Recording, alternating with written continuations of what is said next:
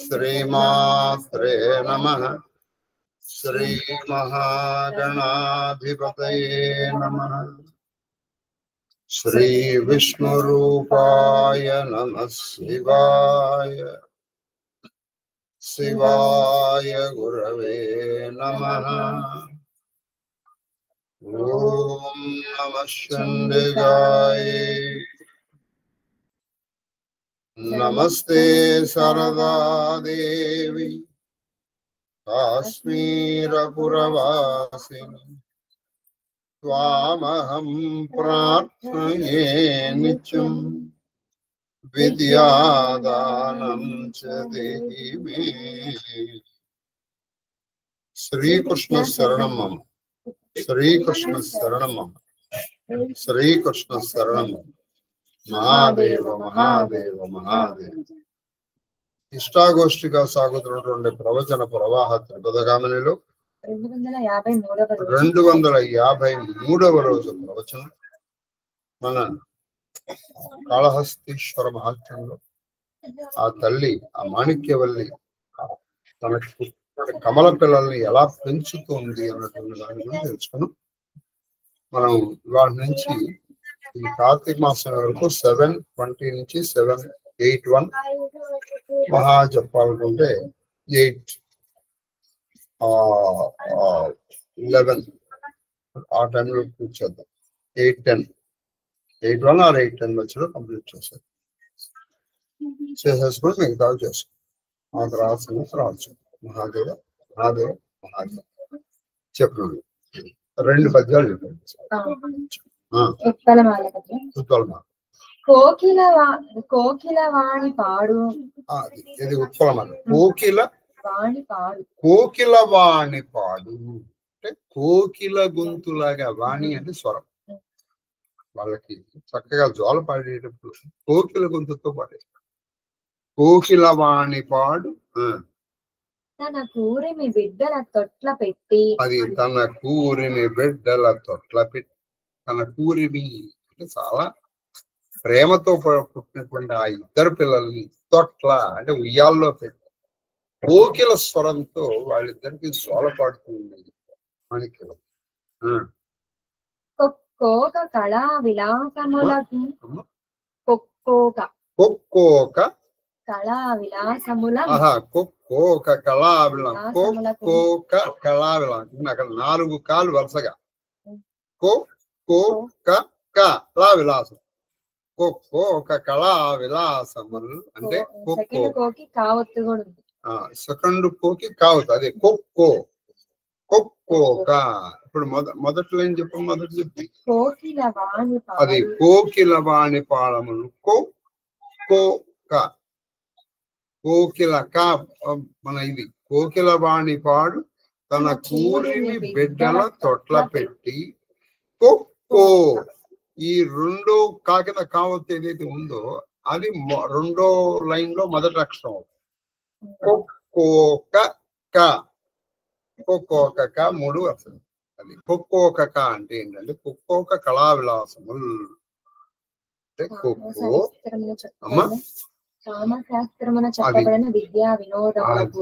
చూడండి వాళ్ళకి ఏం చెప్తున్నాండి. కొక్కోక కళా విలాసములు ఆవిడ మొదటి నుంచి అలా అంటూ ఉంటాం. వాడికి ఉగ్గుపాలతో పెట్టి విచ్చిరా అని. అంటే ఇప్పుడు నాన్నగారి విషయాన్ని కూడా వాడికి ఉగ్గుపాలతో పెడతారు. అంటే ఎవరి ఆ వృత్తి వాడికి పాలతో పాటు నేర్పేస్తారు. వాళ్ళ చిన్నపిల్లలకి ఈవిడ కామ కళా విలాసాల గురించి చెప్తుంది. అంటే ఎలా ఆకర్షించాలి, ఎలా అవన్నీ చాలా ఉన్నాయి. ఇప్పుడు మహాదేవుడు కనుకరిస్తే మనం ఒక యజ్ఞం చేయబోతున్నాం. అందులో ఈ ఆపోసన మంత్రాలు చాలా వస్తాయి. అసలు చెయ్యగలిగితే చదవాలని అనుకుంటున్నాం. పౌండరీకం కానీ వాజ్పేయం కానీ అందులో. ఎందుకంటే అదొక శాస్త్రం. ఆ కొక్కోక కళా విలాసములు అంటే కామశాస్త్రానికి సంబంధించినటువంటి కళా విలాసములు అంటే పాటలు,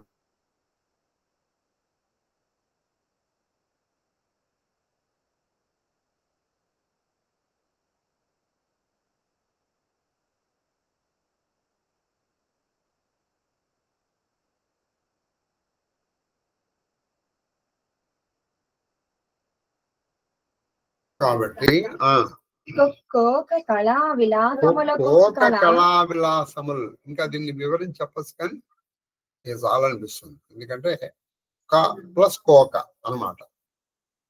అది ఇంకా విడదీసి పశు సభలో ఇంకొంచెం అంతకంటే ఎక్కువ చెప్పడం కష్టం. కోక కళా విలాసములు అంటే ఎలా ధరించాలి, ఎక్కడ ఎలా ఉండాలనేటువంటి విషయాలు. కోక కళా, ఎందుకంటే ఇది మనం మొత్తం అసలు జీవితమే మొనాటనస్ అయిపోయింది. అది మనం చాలాసార్లు మీకు చెప్తున్నాం చూడండి, స్విచ్ చేస్తే ఫ్యాన్ తిరిగింది అలా. కాబట్టి కోక కళా విలాసములకు గల అర్థము జోలపాటగా, అది అంటే ఈ కళా విలేజముల్లో ఉండే అర్థమే జోలపాటగా పడుతుంది. అంటే ఒకప్పుడు ఎలా ఉండేది ఏంటంటే వాళ్ళ చరిత్రలే జోలపాటగా పడేవాళ్ళు. ఇప్పుడు దశరథ కుమారులు వాళ్ళు చెప్పారు అంటే వాళ్ళ పూర్వరాజుల చరిత్రలు జోలపాటగా పడేవాళ్ళు. అంటే ఒక్కొక్క రాజు. అందుకని మనకి వాడికి వెన్నతో పెట్టిన విద్య అంటే వాడికి చిన్నప్పటి నుంచి వెన్నతో పెట్టిన విద్య అంటే చిన్నప్పటి నుంచి నేర్పించేవాళ్ళు వాడికి. ఇప్పుడు అసలు మామూలు జోలపాటలే పాటలు మాని పారేశారు. ఇంకేమడతాడు వాడి చేతికి ఒక విత్తంతో ఇస్తుంది, ఒక సెలవు ఇస్తుంది. ఆ తర్వాత కొంత పెద్ద అయిన తర్వాత వాడిని సెలవు చూడద్దంటే వాడిని ఎందుకు మానేస్తాడంటే కాబట్టి వాడికి ఈ ఒక్కొక్క అర్ధావిలాసంలో జోలపాటగా పడుతూ ఉండేది తొక్కలో. కమనీయ శైశవమునప్పటి నుండి కమనీయ శైశవమునప్పటి నుంచి శైశవ దశ నుంచి, ఎందుకంటే వాళ్ళకి కావలసినది ఆ శాస్త్రమే. ఆ శాస్త్రంలో ఉన్నటువంటి అర్థాలు ఎలా ఉండాలి, ఎలా తిరగాలి, ఎప్పుడు ఎలా ఉండాలి, ఇవన్నీ ఆ పాటగా పాడుతూ ఉండేది. వారధర్మ విద్యాకుశలత్వము, చూడండి, వారధర్మ విద్యాకుశలు. వారధర్మము అంటే వారబలితలు, భోగం స్త్రీలు వారబలితలు. అంటే వాళ్ళలో కూడా కొన్ని ధర్మాలు ఉన్నాయండి. ఆ విద్యల్లో కుశలత్వము అంటే నేర్పరితనం నేర్పుతూ ఉండేది. కాబట్టి అదేదో ఒక రెగ్యులర్ యాక్షన్ కాదు, అది it's not a regular action. అది వివిధ సందర్భాల్లో వివిధ రకాలుగా ఉంటుంది ఆ కళ. వచ్చిన వ్యక్తిని బట్టి ఆ రోజు తిథి వారమును బట్టి అప్పుడు వాళ్ళున్న స్థితిని బట్టి పరిస్థితులు మారుతూ ఉంటాయి. ఇంతకంటే ఏం చెప్తామని సభలో అది సంగతి. కాబట్టి ఆ వార ధర్మాలను కూడా ఇవి జోలబాటుగా పడుతూ ఉండేది. అమ్మ ఇలా ఉండాలిరా, ఇలా ఉండాలిరా. ఒకప్పుడు మా అమ్మ కూడా పడుతుండేయండి, స్త్రీల పాటలను ఉండేవి. ఈ పాటల్లో కొన్ని ధర్మాలు నేర్చుకుండేవాడు. ముఖ్యంగా ధర్మరాజు గురించి వచ్చాడు. ఆ ధర్మరాజుని అంటుందట లక్ష్మీదేవి, నేను ఈ రాజుని నేను వదిలిపెట్టి వెళ్ళిపోలేను అని. ఎందుకు వదిలిపెట్టి వెళ్ళిపోలేనంటే ఈయన కట్టిన బట్ట కట్టడు, చిరిగిపోయిన బట్ట కట్టడు, ముగ్గు లేకుండా అడుగు తొక్కడు అని ఏవో పాటలు పడుతున్నాడు. కాబట్టి ఏం చేసేవాడంటే వీళ్ళకి ధర్మాలు కొన్ని నేర్పేవాడు పాటలతో. కాబట్టి ఆ వృత్తులకి ఇప్పుడు ఒక రైతు ఉన్నాడు, రైతుకు సంబంధించిన వృత్తులు నేర్పేవాడు. ఇది పూల పాటలు కానీ. కాబట్టి అది ఏం జరుగుతుంది, చిన్నప్పటి నుంచి వాడికి ప్రత్యేకంగా నేర్పక్కల్లా. అవేవే నేర్పకుండా నువ్వు నేర్చుకోవాలని వాడు ఏం నేర్చుకుంటాడు. ఆత్మజులకు అది అచ్చుపడవలేనంత. ఆత్మజులకు అంటే తన కూతురు అచ్చుపడవలేను అంటే బాగా ముద్రపడిపోవాలి. ముద్రపడిపోవాలి అంటే కొన్ని చూడండి, అంటే మనకి ఏది గుర్తుంటుందంటే ఏంటంటే సబ్ కాన్షియస్ లెవెల్లో కొన్ని రిజిస్టర్ అయిపోతాయి మన మైండ్ లో, అదే గుర్తుండిపోతుంది. అది సబ్ కాన్షియస్ లెవెల్లో ఒకసారి రిజిస్టర్ అయిందా మీరు ఒక 10 సంవత్సరాల తర్వాత కూడా దాన్ని చెప్పగలుగుతారు. అది సబ్ కాన్షియస్ లెవెల్లో రిజిస్టర్ కాదనుకోండి, ఇప్పుడు మీరు 10 నేర్చుకున్నారు, మీరు వెంటనే చెప్పేయగలుగుతారు. కానీ అదే ఒక 10 రోజులు రాసి చెప్పండి మీరు చెప్పలేరు. ఎందుకని దీన్ని తాత్కాలిక. ఇప్పుడు మెమరీస్ లో రకరకాలు ఉంటాయి. పీఈడీలో చెప్తారు temporary memory, ever lasting memory. అది కొంత కొన్ని మనం ఒక రోజు గుర్తుపెట్టుకుంటాం, కొన్ని ఒక గంట గుర్తుపెట్టుకుంటాం. మీరు ఉదాహరణ బ్యాంక్ వెళ్ళారు, బ్యాంక్ లో మీకు ఒక టోకెన్ నెంబర్ ఇచ్చారు 16. అది ఎంతసేపు మీ టోకెన్ పిలిచే వరకు మీకు గుర్తుండదు. 2 రోజుల తర్వాత మీరు బ్యాంక్ వెళ్ళావు కదా, ఆ టోకెన్ నెంబర్ చెప్పండి, మాకేం గుర్తుంది అని. నీకు గుర్తుంచుకోవాల్సిన అవసరం కూడా లేదు. కాబట్టి ఇక్కడ వీడు ఎలా చెప్పిందంటే, ఈవిడ చెప్పిన వీళ్ళకి అచ్చుపడిపోవాలి, ముద్రపడిపోవాలి.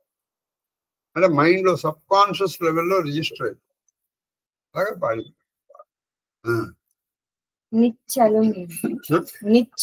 నిత్యలు అంటే ప్రతిరోజు. ఇదేదో అప్పుడప్పుడు కాదు, ప్రతిరోజు వీళ్ళని ఆడించడానికి ఈ కామ విద్యలో ఉన్నటువంటి అర్థములు, వారధర్మములు జోలగా చక్కటి సుస్వరమైనటువంటి గొంతుతో వీళ్ళకి పాట పాడుతూ ఉండేది మాణిక్యం. సుమతి శతకంలో ఒక పద్యం చెప్పుకుందాం. కొక్కోక మెల్ల చదివిన అదుగో కొక్కోక మెల్ల చదివిన చక్కని వాడైన రాజచంద్రుడైన, అది చక్కని వాడైన రాజచంద్రుడైన మిక్కిలిగా రొక్క మీయక, అది మిక్కిలిగా రొక్క మీయక, చిక్కుదురా వారాకాంత సిద్ధము సుమతి, చిక్కుదురా వారకాంత వరకాంతలు వారకాంత సిద్ధము సుమతి. అది చిక్కుదురా, ఆ చిక్కుదురా వారకాంత అంటే మీరు నిజంగానే సుమతి శతకం ఒక్కటి చదువుకుంటే అనేక శాస్త్రములు తెలుస్తాయి. వాడు మంచి రసజ్ఞుడు, కానీ వాడు డబ్బులు వాడికి చిక్కుతారా వీళ్ళు. రసజ్ఞుడు సరిపోతుందే. కాబట్టి రసికత్వం ఉంటే సరిపోదుగా, రొక్కం కూడా ఇవ్వాలి. కొక్కోక కళ అనేది కొక్కోకుడు రచించిన. చూడండి, ఈ కొక్కోక కళ అంటే ఇది మనకి చాలా మందికి తెలిసిన వాత్సాయనుడు ఒకడే. వాత్సాయనుడు కాకుండా ఈ కళ గురించి ఒక ఆయన రచించాడు. ఏమంటే ఆయన పేరు కొక్కోకుడు. కొక్కోకుడు చేత రచింపబడింది కాబట్టి ఇది కొక్కోక కళావిలములు అని. అలా ఆయన పేరే మనకి తెలియదు. కొక్కోకుడు అని ఉన్నాడు. ఇది కొక్కోక అంటే ఎవడంటే కొక్కరకో ఏదో కోడి కూర్చుంది అనుకుంటాడు. వాడు మీకు తెలుసో తెలియదు కానీ ఒకప్పట్లో నాయకుల సినిమా ఉంది, అందులో ఆయన అంటాడు గురజాడ అంటే అది కవి అని తెలియదండి, అదేదో ఆంధ్రాలో ఒక ఊరు అనుకుంటారండి అంటాడు ఆ సినిమాలో. ఇక్కడ గురజాడ అంటే వాడికి అన్న తర్వాత అప్పారావు అని చెప్పడం అనుకో, గురజాడ అంటే ఏదో ఊరేమో ఊరి పేరు అనుకుంటాడు. కాబట్టి శాస్త్రములన్నీ తెలుసుకుని పెట్టుకోవాలి. అది గొక్కోక అని చెప్పము, దానికి గొక్కోక అనే వ్యవహారం కలదు. అది దీనికి గొక్కోక అనే వ్యవహారం కూడా ఉంది. తర్వాత మనం తెలుసుకుంటే ఎన్ని గుర్తొస్తాయి, మనం తెలుసుకుంటే అన్ని తెలుస్తాయండి, లేకపోతే ఏది చెప్తాం. శీర్ష పద్యం చదవడం, ఈ పద్యాన్ని బట్టి దీని అర్థం ఇవాళ చెప్పడం రేపు చెప్పడం చెప్తాను. చెప్పండి. రతి వధు మదనులు, రతి వధు మదనులు, రంభా కుబేర పుత్రకులు, ఊర్వశీ పురూరవులు, మేనకా కౌశికులు, గోపికా ముకుందులు, ధాన్యమాలిని రావణులు, మత్స్యలోచన ఋష్యశృంగులు, దాశన వినేక్షణ పరాశరులు, తారా నిశాకరులు, గౌతమాంగన దేవేంద్రుల, అమర వేశ్య జయంతులు, ద్రౌపదీ పాండవులు, పృథాబ్జ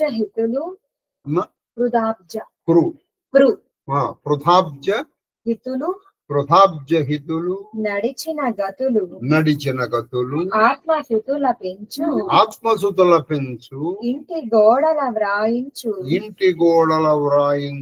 ఇందువదన వనితలకు సరసత కల్మి వావి వరుసలేమియును లేమ వారల కెరుక పరుగా. ఇది చాలా గొప్ప పంచం అండి. అంటే ఇందులో కొంచెం పురాణ విషయాలు కొన్ని చెప్పాలి, చెప్పేసేసి కానీ పురాణ విషయాలు చెప్పాలి. కాబట్టి ఇది పట్టుకుంటే మనకి ఇది కొంచెం పట్టుకుంటే పట్టు చీరలాగా ఇది ఒక పావు గంట పద్యం. అందుకని దీన్ని మనం రేపు చెప్తాం. అంటే అనేక మంది దంపతులు అని చెప్పడం కష్టం, కానీ ఇద్దరు జంటలు, అనేక జంటలు వాళ్ళు ఎలా నడిచారో చెప్పింది ఈవిడ.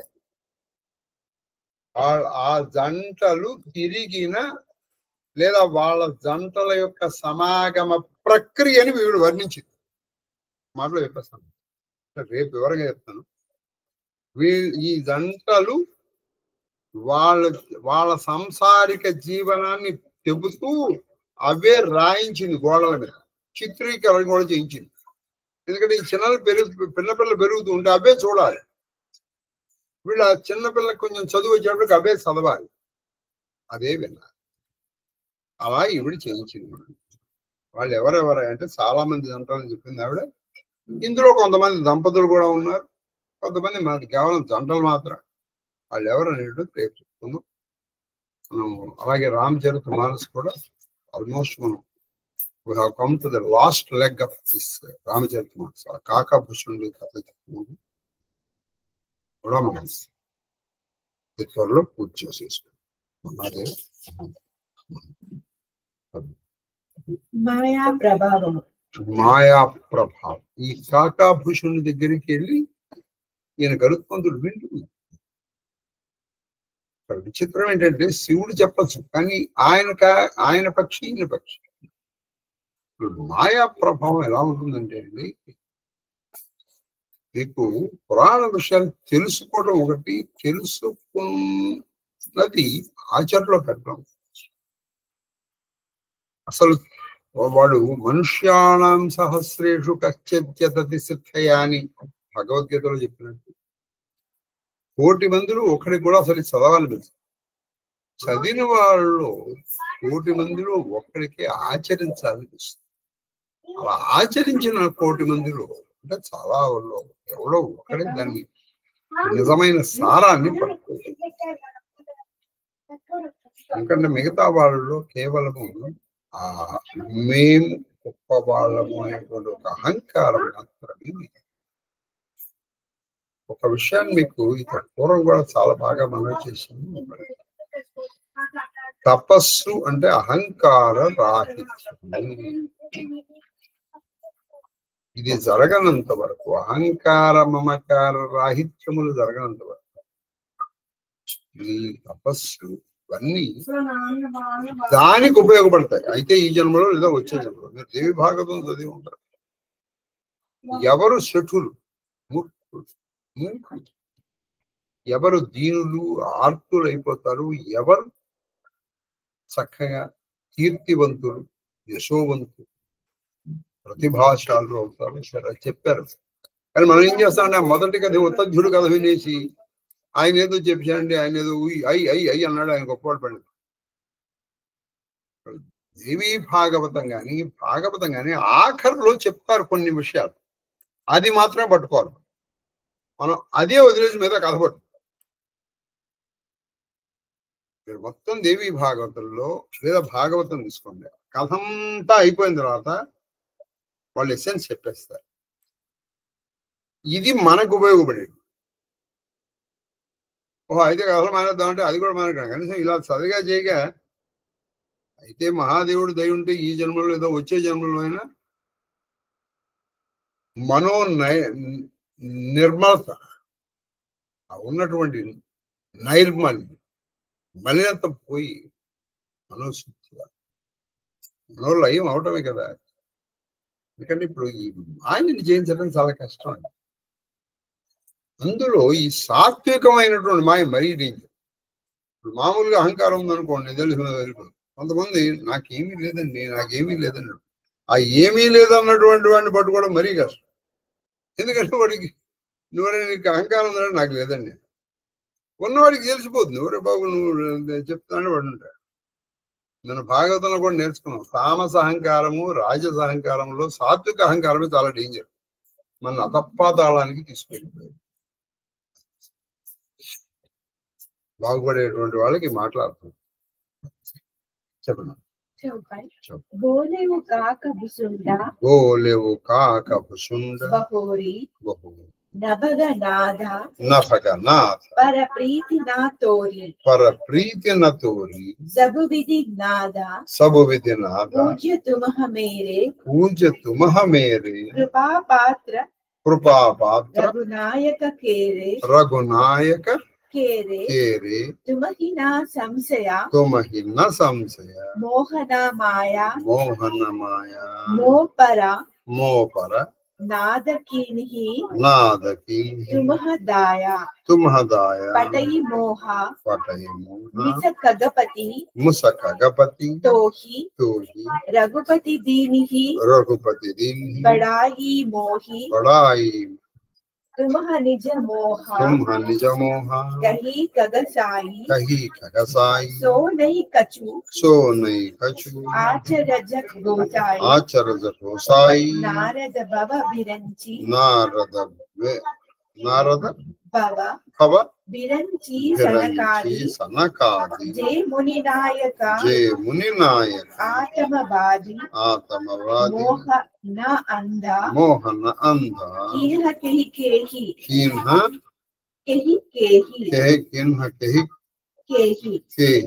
కో జగ కామ నచావా న జేహి తృష్ణా కేహి నకీన్హ బౌరాహ కేహి కర హృదయ క్రోధ నహి దాహ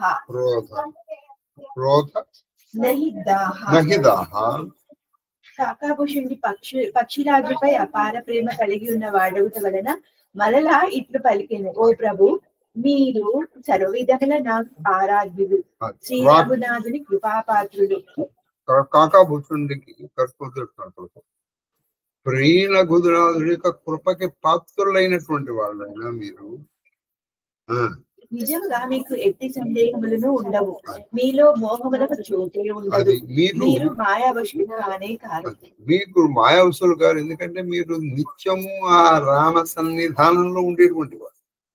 కాబట్టి మీరు మాయావశులు ఎందుకు? మీరు నా మీద దయతో నా చేత చెప్పించి నన్ను కృతార్థుని చేయించాలి. మీరు నా వరకు నాపై ఎంతయో కృప చూపితిరి, ఓ పక్షిరాజా. మోహమును నెపముతో శ్రీ రఘునాథుడు మిమ్ము నా యొద్దకు పంపి నన్ను ఉన్నతులను కావించు. అది మోహం అనే నెపంతో రఘునాథుడు మిమ్మల్ని పంపించారు. ఇప్పుడు కరెక్ట్ గా ఇది మీకు గుర్తు రావాలి. ఇది భారతం విన్నారు కదా, భీష్ముడు చేత చెప్పించాడు ఆయన శాంతివరం అన్నాడు. ఇవన్నీ ఎందుకు కృష్ణ, నువ్వు చెప్పచ్చు కదా అన్నా. ఇవన్నీ చెప్తే ఏమొస్తుంది? కీర్తి, యశస్సు, అమరలోక సుఖము, ఇవన్నీ నాకు ఎందుకే అంటే మరి ఇవన్నీ ఎవరికి కావాలి? భీష్ముడికి కావాలి. అందుకని దగ్గరుండి భీష్ముడు చెప్పించాడు. ఆయన విష్ణు సహస్రం ఆయన చెప్పలేడు, తన సహస్రం ఆయన కాదు, ఆయన ఈ భీష్ముడి చేత చెప్పించాడు అవన్నీ. ఇంకా సర్వ ఉపనిషత్ సారమైన శాంతిపరం. శాంతిపరం ఆయన చేత చెప్పించాడు. మొత్తం భీష్ముడే ఎక్కువ మాట్లాడింది. శాంతి ఆనుశాసిక పర్వాలు మొత్తం భీష్ముడే మాట్లాడింది. కాబట్టి ఇక్కడ శ్రీరాముడు నిన్ను కాదు నన్ను దయ చూపించాలనుకున్నాడు. నా చేత రామ కథకి చెప్పిస్తాను. నేను చెప్పాలంటే మరి ఎవరో కూడా వినాలంటే ఒక శ్రోత ఉండాలిగా. అందుకని ఏం చేశాడు? నీకు మోహం కలిగేటట్లుగా చేశాడు. లేదా నీకు మోహం ఎందుకున్నాడు? దానికి మోహం ఉన్నటువంటి వాళ్ళు శ్రీరాముడి దగ్గరికి వెళ్ళగలుగుతారా? వెళ్ళలేదు. ఓ ఖగరాజా, మీరు మీ మోహమును కూర్చి తెలిపిదిరి. ఇందులో ఆశ్చర్యపడవలసినది ఏమాత్రమూ లేదు. ఆత్మతత్వ మర్మజ్ఞులను దానిని ఉపదేశింపగలవారు అయిన బ్రహ్మ, శివుడు, నారదుడు, శనకాది మహామనులు కూడా మోహవశులైరి. అయినా మీరేదో మోహానికి వసూలయ్యారు. ఇది రాముడానికి పడిపోటీ తప్పలకి పడిపోవటం ఏంటి, నేనెళ్ళి తీసేది ఏదో మొహలు పడ్డాను నేను అనుకున్నాను కదా. దీంట్లో పెద్ద ఆశ్చర్యపడాల్సిన అవసరం లేదండి. ఎందుకంటే ప్రతి వాళ్ళు మోహంలో పడినటువంటి వాళ్ళే. ఎవరు? బ్రహ్మ తర్వాత శివ, నారద, తనకాదులో కూడా ఒక్కొక్కప్పుడు ఈ మోహము మాయ ప్రవేశించింది. చూసారా, మాయాతీతులు ఆమెకు తప్ప. అంటే ఏంటి? పరబ్రహ్మ తప్ప. పరబ్రహ్మ తప్ప ఇంకోళ్ళు మోహాతీతులు లేరు. పరబ్రహ్మ మహాదేవ.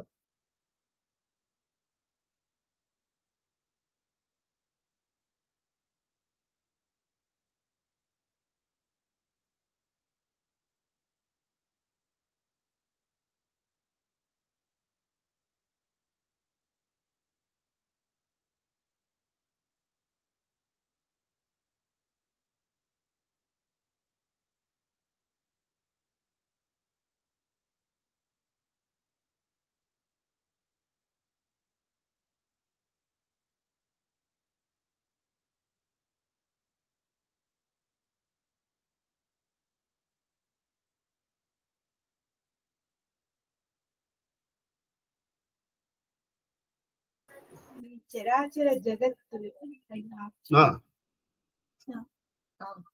ఈ చరాచర జగత్తులో మోహాంధుడు కాని వాడేవాడు, కామమునకు దాసుడు కాని వాడేవాడు, కృష్ణోన్మాదమునకు లోను కాని వాడేవాడు, క్రోధము ఎవని హృదయమును దగింపదు.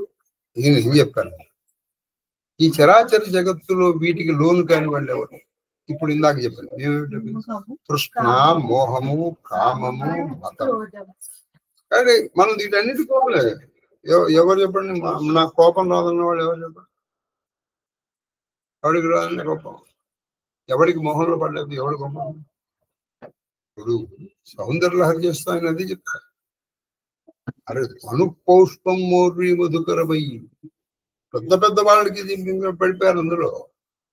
నువ్వెంత లెక్క? నువ్వు నేను పడను అన్నటువంటి వాడు మొదలు పడతాడు. అది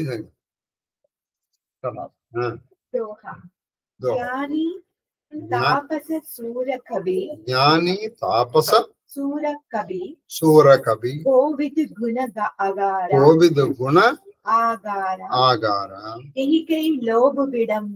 కహి లోభ విడంబన కీన్హిన ఎహి సంసార శ్రీమద వక్ర నకీన్హ కహి ప్రభుతా బదిరా నకాహి మృగలోచని కే నైన సరా మృగలోచనికి నైన సరా ఓ అసలాగా ఎంతటి జ్ఞానులు, తపస్సులు, శూరుడును, వీరుడును, కవియును, పండితుడును, మనకు గుణనిధి అయినను ఈ జగత్తులో లోకమునకు లోనైనతో నవ్వుల పాలు కావాల్సింది. సరే, వాడు ఎవరైనా జ్ఞాని నామపి చేతాంసి దేవి భగవతి బలాదృశ్యమోహాయ మహామాయ ప్రయచ్చతి అన్నారు చండీ సప్త. జ్ఞాని నామపి, వాడు ఎంత ధీరుడైనా, వీరుడైనా, సూర్యుడైనా, పండితుడైనా, కవి అయినా, తపస్వి అయినా అయిపోయిన దాంట్లో పడ్డాడా నవ్వుతారు. ఇంకో విచిత్రం ఏంటి తెలుసా? వాడిని చూసి వీడు నవ్వుతాడు. వీడేదో వీడు పడినట్టు. వీడి వెనకాల ఎన్ని బొక్కలు ఎవడికి తెలియదు. ఇప్పుడు వాడెవడో చెప్పినట్టు దొరికితే దొంగ అండి. దొరకనంత వరకు ప్రతివాడు దొరేగా. ఇంకండి బాగా కోపం అయిపోయింది. నీకు లేదు, నీ పరమశాంతం. నువ్వు ఎదటి వాడి గురించి ఇలా చూపిస్తే మనకి చాలా పాత సమస్య 4 నీ వైపు చూపిస్తాయి. ఎదటి వాళ్ళు కొన్ని దుర్గుణాలు వెతకడం ప్రారంభించావు. వాడు నిన్ను చదువుతుంటే నాకు నచ్చిందండి, చాలా బాగా నచ్చింది నాకు. ఆల్మోస్ట్ నేను take it as an slogan of my life. పొరపాట్లు ఎవరు చేస్తారు? పని చేసేవాడు పొరపాటు చేస్తాడు. పని చేయని వాడు ఏం చేస్తాడు? పొరపాట్లే చూస్తాడు. వాడికి వెళ్ళలేదు. నువ్వు ఇలా చేయకుండా ఉండాల్సిందయ్యా. ఆ ఉండాల్సిందనే మాట నువ్వు ఎప్పుడు ఏడవాలి? I'm not sorry to use this word. వాడు చేయకపోవడం చెప్ప. వీడు మొత్తం పని అయ్యే వరకు కామ్గా చూస్తూ ఉంటాడు. వీడు ఎక్కడ తప్పుడు కాలేస్తాడు, తప్పుడు కాలేస్తాడు. ఇలా కాదండి, మీరు ఇలా చేసి ఉంటే బాగుండేది, చేసి ఉంటే బాగుండేది అన్నమాట నువ్వు ఎప్పుడు చెప్పాలి? నేను చేయకపోవడం చెప్పాలి. నేను చేసిన తర్వాత మనకు చెప్పడం అంటే ఏంటి? వీడు ఎక్కడ దొరుకుతాడా రాయద్దు. మన దగ్గర రాళ్ళు పెట్టి కూర్చోండి, లేదా అగ్గి పొలాలు పెట్టి కూర్చోండి. ఓ పొల్ల ఏది చేయదలుచుకున్నప్పుడు నీ సలహా చెప్పు. నువ్వు చెప్పిన తర్వాత కూడా నేను ఆ తప్పు చేశాను అనుకో, అప్పుడు నువ్వు చెప్పాలి. ఏమన్నా నేను చెప్పాను కదా ఇలా అవుతుందని అని నువ్వు నాకు చెప్పాలి. కాబట్టి పొరపాటు నువ్వు చేసావంటే యు ఆర్ గ్రేట్. ఎందుకో తెలుసా? నువ్వు పని చేసావని అర్థం. నువ్వు పొరపాటే వెతుకుతున్నావు అంటే నువ్వు అందుకే చెప్పారు, తప్పులు ఎన్ను వారు తమ తప్పులు ఎరుగరు. వాడు తప్పు గురువు జనులకెల్లా ఉండుతాం. ఎప్పుడు తప్పు చేయండి ఆయనకండి. అబ్బాయి ఎంత కోపం అండి. ఎవరెవరికి ఎందుకండి నన్నే అన్నారు. నేను చెప్తాను, నువ్వు గురువు గారు నాకు కోపం కరెక్ట్. గురువు గారు ఏంటి కోపం? నువ్వు శిష్యుడు నీకు కోపం రావచ్చు. నీకు వినయం ఉందా అని అడిగితే మళ్ళీ ఆర్గ్యుమెంట్. చాలా సందర్భాల్లో ఏం చేస్తానంటే అండి, కూడా గురువు అనేది ఎదుగుతున్నా మనిషిని గుర్తుపెట్టుకోలేదు. మానవాతీత శక్తి ఉన్నాయి కాదండి. అలా వరకు తలకాయ ఉంచేస్తాం. మరి ఒక్కోసారి ఏం జరుగుతుందంటే ప్రెషర్ దొరుకుతుంది. బంతి ఉంది, బాగా గాలి కొట్టగా అది బరుస్తావు. ఇంకే తెగే వరకు లాక్పోతుంది. వచ్చింది దాన్ని సర్దుకుని వెళ్ళాలి. లేదండి, వాడు దేవీ భాగవతంలో చెప్తారు చూడండి, ఉత్తమస్య క్షణం కోపం. ఉత్తముడికి ఎంతసేపు ఉండదు, క్షణం ఉంటుంది. అది తాటాకు చెప్పుడులాగా దేవీ భాగవతంలో ఉంది. కాళ్ళు చూసుకోండి. ఆ గోపిలుడు అనేటువంటి వాళ్ళని చెప్తారు. మధ్యముడికి ఎంతసేపు ఉంటుందంటే వాడికి 2 గడియలు, అంటే 1 గంట గంటన్నర. అధముడికి 1 రోజు ఉంటుంది. అధమాధముడికి జీవితకాలం. జీవితకాలం అందులోనే ఉంది. ఇప్పుడు నా మాట కాదని కూడా భోగి భాగవతంలో ఉంటుంది. కాబట్టి నేను కొన్ని నిమిషాల్లో మళ్ళీ వెనక్కి వచ్చేస్తాను. నువ్వు రాలేకపోతావు. కాబట్టి దీన్ని బట్టి నువ్వు నిర్ణయించుకో. సంపదలచే గర్వోన్మత్తుడు కానివాడు. అది సంపదలచే గర్వోన్మత్తుడు కానివాడు. అధికార మదముచే బదిరుడు కానివాడు. అధికారం చెప్తారు చూడండి. అది అధరము కదిలియు కదులక మధురములకు భాషలుడివి మౌన వ్రతుడవు అధికార రోగ పూరిత బధిరాంధక శవము చూడ పాపము సుమతి. పాపం అధికారం వచ్చేసింది. అప్పటి వరకు వాడు మన స్నేహితుడే. చూస్తానండి కొంత తర్వాత మన సెల్ కూడా ఎత్తారు. చివరికి మనకు ఫోన్ చేసి. అది ఇంత పూర్వం వరకు మనల్ని టీ డబ్బుల కోసం కూడా మన దగ్గరకు వచ్చేవాడు. మనం మృగనయనల చూపులనడిగి తూపులచే కొట్టబడని వాడు. అంటే ఎవరండి లొంగని వాడు? మృగనయనులు అంటే ఏనాక్షి. ఆ చూపులతో కొట్టబడిన వాడు అన్నాడు. ఇదే వాడు ఒక చక్కటి రాజ్యం ఉంది. అందులో పన్నవాడేవాడు అందరూ పడ్డాడు. అది ఇంకో ఇది ఎవరన్నా ఇప్పుడు ఈ పన్నవాడిని చూసి వాడి ఉండి పెట్టండి. Very good. నీకు అవకాశం ఉంది, నువ్వు లొంగవా? అది నువ్వేడు ఫస్ట్. నీకు అధికారం వస్తే నీకు మదం రాదా? రాకపోతే అప్పుడు చెప్పు. నేను ఒకప్పుడు ఎప్పుడు మాట్లాడుతున్నాను, నేను దొంగతనం చేయలేదని. Very good. ఎలా చెప్పాను? దొంగతనం ఎప్పుడు చేయలేదంటే రెండు అర్థాలు ఉండాలి. ఒకటి, నీకు అవకాశం రాలేదు, దొంగతనం చేసే అవకాశం నీకు రాలా. రెండు, అవసరం రాలేదు. నీకు అవసరం వచ్చింది, అవకాశం వచ్చింది, అప్పుడు కూడా నువ్వు చేయకపోతే ఇప్పుడు ఈ మాట అన్నావు. ఇక నుంచి గుర్తుపెట్టుకోండి, ఈ మాటలు ఎప్పుడు అనేటప్పుడు నేను నా కోపం రాదండి, నేను దొంగతనం చేయలేదండి, నేను అబద్ధం అనండి. నువ్వు అబద్ధం అనంటే అబద్ధం ఆడే అవసరం నీకు రాలా, అబద్ధం ఆడే అవకాశం నీకు రాదు. ఇప్పుడు నువ్వు ఈ అబద్ధం చెప్పకపోతే నీ ప్రాణం పోతుంది. అప్పుడు కూడా నువ్వు అబద్ధం ఆడకపోతే చెప్పు. నేను ఎప్పుడు ఇలాగే ఉన్నా, అప్పుడు చెప్పు. అని చెప్తే ఊరికే నోరు ఉంది కదా మాట.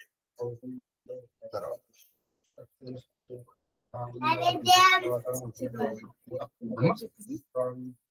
టైం బట్టి చెప్పినా, టైం ఎంత అయింది?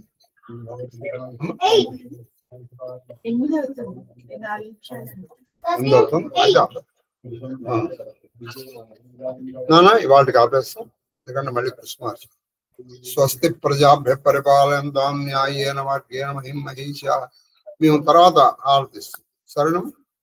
మహిం మహీష గోబ్రాహ్మణేభ్య శుభమస్తు నిత్యం లోకా సమస్తా సుఖినో భవంతు. కాలే వర్షదు పర్జన్య పృథివీ సస్యాని దేశోయం శోభరహితో బ్రాహ్మణా సంతు. అపుత్రా పుత్రిణ సంతు పుత్రిణ సంతు పౌత్రిణ ధన జీవేమ శరదాం శతం. మాం సహకుటుంబం సర్వే జనా సర్వ శివపరివార ధర్మబద్ధ మనోరథ ఫలసిద్ధి కరోనా నివారణ కర్మస్య సర్వం శ్రీకృష్ణ చరణా.